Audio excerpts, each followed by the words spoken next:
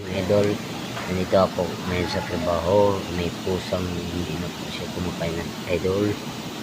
Mga tumatanda na siya idol. Pinamoy ko siya ng daw ng paragis mga idol. Sana makarecover siya mga idol.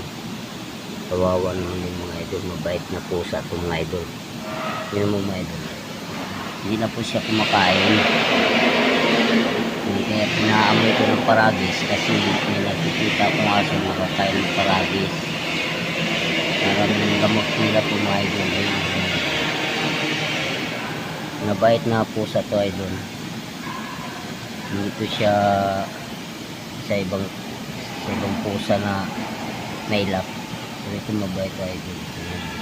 Pinamoy ko siya ng paragis. Ang kakainin niya maganda. Yung mga idol, kawawa din. Kaya na niyang kumain mga idol. Paragis lang po. Pinamoy ko sa kanya. Kung kakainin niya, maganda mga idol. Salamat mga idol.